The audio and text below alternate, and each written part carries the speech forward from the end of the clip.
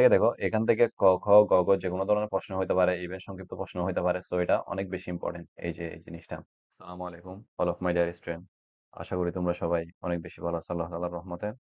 তো আজকে আমরা যে টপিকটা নিয়ে আলোচনা করব তা হচ্ছে যে তোমরা স্লাইড দেখে বুঝতে পারতেছো আমরা আজকে কি নিয়ে আলোচনা করতে আসছি। তা হচ্ছে রসায়নের ব্যাপারে একটা সাজেশন দিতে আসছি।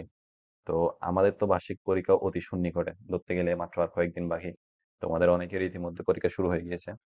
তো দেখো, সামনে রসায়ন পরীক্ষা নিয়ে ওইটাকে কেন্দ্র করে আমরা একটা এখান থেকে সাজেশন দেওয়ার চেষ্টা করতেছি, যেটা তোমাদেরকে ইনশাল্লাহ কমন ফেলতে ভালোই ভালোই কমন পড়বে এখান থেকে নাম্বার। দেখো, ফার্স্টে আমরা যেহেতু এটা বার্ষিক পরীক্ষা, তাহলে আমরা ধরে নিচ্ছি তোমাদের পঞ্চম অধ্যায় থেকেই শুরু মূলত। হ্যাঁ, পঞ্চম অধ্যায় থেকেই মূলত সিলেবাস অন্তর্ভুক্ত আছে। হ্যাঁ, যেহেতু এর আগের অধ্যায়গুলো হয়তো বা অর্ধবার্ষিকে বা প্রিভিয়াস এক্সামে আসছে।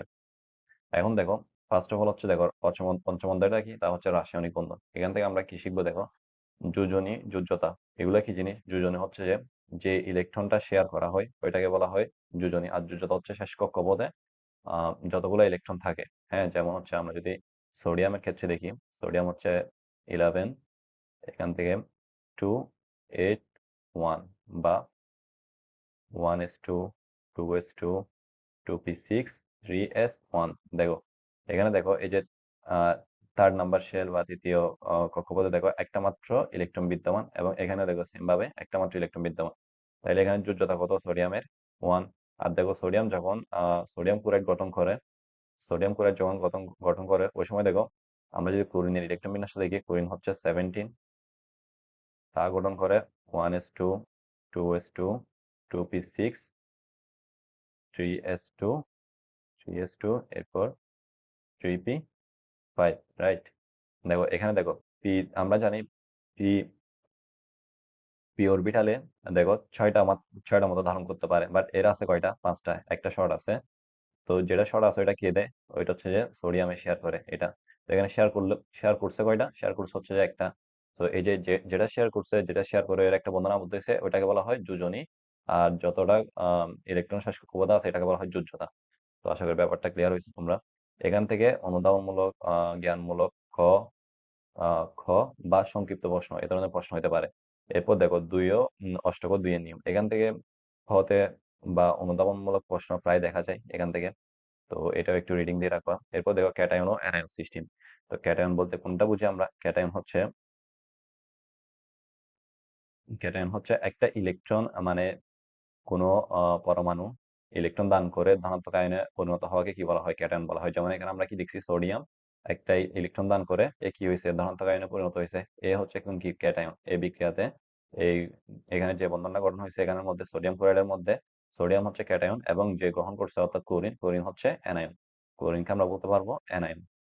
বুঝছি বিষয়টা? তো আজকে যেহেতু এটা আমাদের সাজেশন ক্লাস, তো ভিডিওটা অত বেশি বড় করবো না, আমরা ইনশাল্লাহ দ্রুত শেষ করব। এরপর দেখো, এখানে বন্ধন আছে, এই বন্ধনগুলো খুবই জরুরি, কারণ এখান থেকে মূলত সিকিউ গুলা হয়ে থাকবে। এখান থেকে মূলত কি হবে? সিকিউ গুলো এখান থেকে হয়ে থাকবে। এই যে এই তিনটা পোর্শন থেকে মূলত সিকিউ হয়ে থাকবে ইনশাল্লাহ। তো এগুলো অবশ্যই অবশ্যই পড়ে যাবা। এখানের মধ্যে দেখো আয়নিক বন্ধন, সমযোজী বন্ধন, ধাতব বন্ধন। আয়নিক বন্ধন বলতে কোনটা বোঝানো হচ্ছে? যেখানে আয়ন সৃষ্টির মাধ্যমে বন্ধন গঠিত হয়। যেমন এখানে সোডিয়াম ক্লোরাইড, এই এক্সাম্পলটাই আয়নিক বন্ধনের জন্য। এখানে দেখো সোডিয়াম একটা দান করছে, ক্লোরিন একটা গ্রহণ করছে। তো এখান থেকে কি হয়েছে? এখানে ফার্স্টে আয়ন সৃষ্টি হয়েছে, এই যে আমরা দেখলাম ক্যাটায়ন অ্যানায়ন তৈরি হইলো, সোডিয়াম ক্যাটায়নে পরিণত হইলো, ক্লোরিন অ্যানায়নে পরিণত হইলো। এটা হচ্ছে কি? আয়নিক বন্ধনের একটা এক্সাম্পল। এরপর দেখো সমযোজী বন্ধন। সমযোজী বন্ধন হচ্ছে অধাতু অধাতু মিলে যে বন্ধন গঠন করে তাকে কি বলা হয়? সমযোজী বন্ধন বলা হয়। যেমন আমরা যদি দেখি H2, এখানে দেখো, এখানে দুটোটাই কি? হাইড্রোজেন হচ্ছে একটা অধাতু আমরা জানি। তো এখানে দুইটা হাইড্রোজেন মিলে একটা কি তৈরি করছে? হাইড্রোজেন অণু তৈরি করছে। তো এটাই হইতে পারে হাইড্রোজেন বন্ধনের, সরি, সমযোজী বন্ধনের একটা এক্সাম্পল। এরপর দেখো ধাতব বন্ধন। ধাতব বন্ধন বলতে কি বোঝাচ্ছে? যেখানে ধাতু ধাতু মিলে কি তৈরি করতেছে? বন্ধন তৈরি করতেছে। এটা হচ্ছে কি? ধাতব বন্ধন। তো আশা করি তোমরা পঞ্চম অধ্যায় থেকে কোন জায়গা থেকে প্রশ্ন হতে পারে তা বুঝছো। এখান থেকে সিকিউ হওয়ার, অর্থাৎ ঘ গ হওয়ার সম্ভাবনা আছে এই তিনটার থেকে। এবং এই যে এই দুইটার থেকে হচ্ছে ক ও খ তে আসার মতো প্রশ্ন করে থাকতে পারে স্যার ইনশাল্লাহ।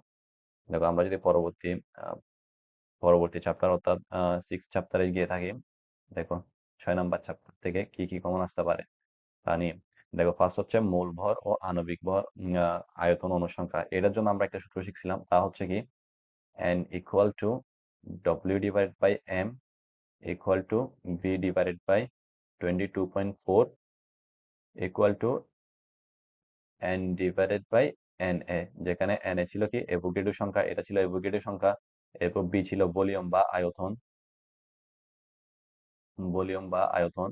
এরপর m হচ্ছে আণবিক ভর, m হচ্ছে কি আণবিক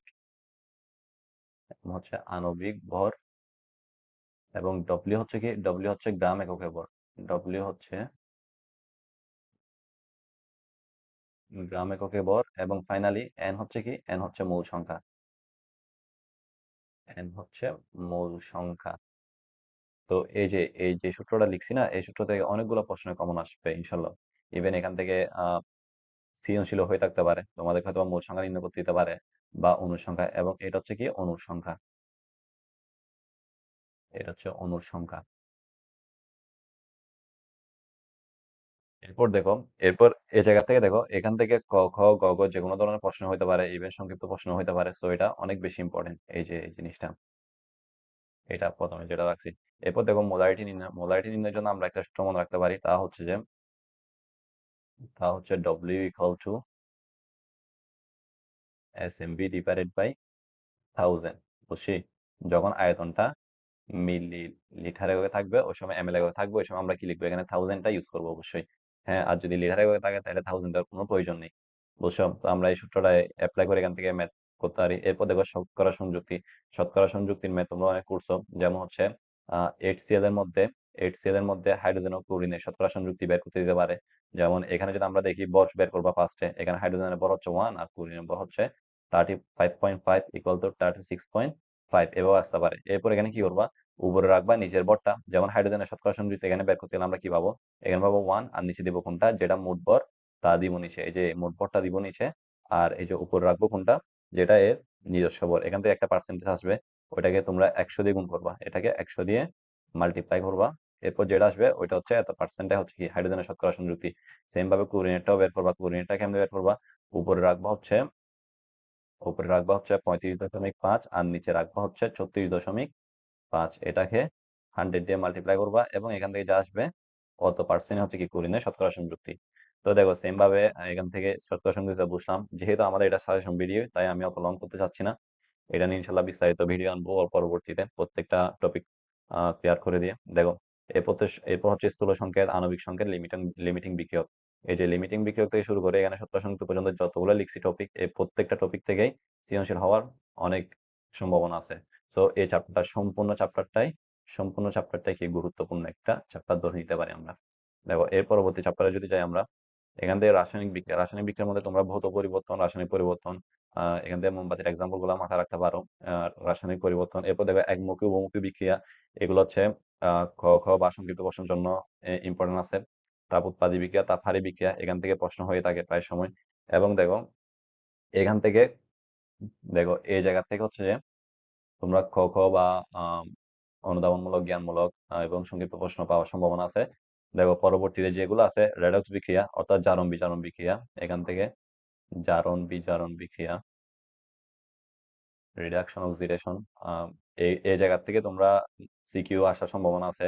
যেমন এইটার থেকে অনেক বেশি সিকিউ হয়, জারণ বিজারণ একটি যুগপৎ প্রক্রিয়া। এখান থেকে এটা হচ্ছে ঘতে দিয়ে থাকে বেশিরভাগ সময় সিকিউর ঘতে। এবং দেখো জারণ মান নির্ণয়, জারণ মান যেখানে অজানা মানটাকে আমরা এক্স ধরে নির্ণয় করে থাকি। যেমন আমি যদি একটা দেখাই, দেখো SO4 সালফিউরিক অ্যাসিডের ক্ষেত্রে এখানের মধ্যে মনে করো সালফারের কেন্দ্রীয় পরমাণু, যেটা এখানে সালফারিত কেন্দ্রীয় পরমাণু।